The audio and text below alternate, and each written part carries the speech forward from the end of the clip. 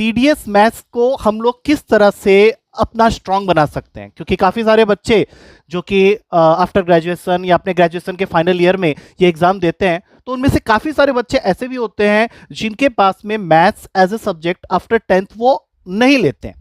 और ये खासकर वो बच्चे होते हैं जिनको मैथ्स के साथ में कुछ खास लाइकिंग होती भी नहीं है। तो ऐसे बच्चों को किस तरह से अपने सीडीएस के मैथ्स को स्ट्रांग करना है, उसकी जानकारी मैं देने जा रहा हूं। तो ध्यान से सुनो। देखो, सीडीएस मैथ्स के अंदर में मैंने तुम लोग को बताया हुआ है कि 4 मेजर सेगमेंट्स होते हैं। एक तुम्हारा नंबर सिस्टम, एक हो गया ट्रिग्नोमेट्री, एक हो गया मेंसुरेशन ज्योमेट्री, और एक हो गया तुम्हारा अरिथमेटिक एंड अलजेब्रा पार्ट। तो सबसे पहले तुम नंबर सिस्टम से स्टार्ट करो, क्योंकि ये तुम्हें पेपर के अंदर में लास्ट पेपर जो हमारा सीडीएस का कंडक्ट हुआ था उसमें इस पार्टिकुलर टॉपिक से 35 to 40 क्वेश्चंस स्ट्रेट अवे आए थे। अब ये जो टॉपिक होता है इसके अंदर में नंबर थ्योरी होती है, डिविजिबिलिटी क्राइटेरिया होता है, यूनिट डिजिट कंसेप्ट होता है, बेसिक ऑपरेशन एंड फैक्टराइजेशन होता है, पावर एक्सपोनेंट्स होता है, एचसीएफ एलसीएम होता है, और कुछ पार्ट लोगारिथम का भी होता है।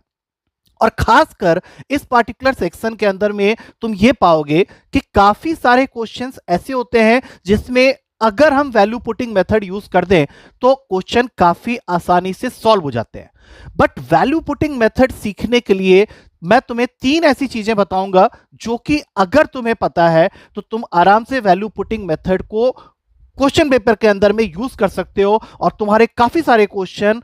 15, 10 या इवन 5 सेकंड में भी सॉल्व हो सकते हैं। तो सबसे पहली चीज, अगर तुम वैल्यू पुटिंग मेथड को परफेक्शन से सीखना चाहते हो तो तुम्हें 3 चीजें आज से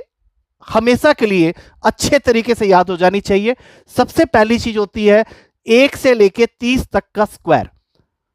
अब बच्चे कहते हैं कि सर 1 से लेके 30 तक का स्क्वायर याद करें या 1 से लेके 100 तक का स्क्वायर याद करें। तो मेरे हिसाब से अगर तुम 1 से लेके 30 तक के स्क्वायर को बिल्कुल ही कंठस्थ कर लेते हो, कंठस्थ का मतलब यहां पे ये है कि जैसे तुम्हें डेज ऑफ अ वीक याद है या मंथ्स इन ईयर याद है, उसी तरह से तुम्हें 1 से लेके 30 तक का स्क्वायर और 1 से लेके अगर 20 तक का क्यूब याद है तो काफी हद तक तुम्हारे पेपर के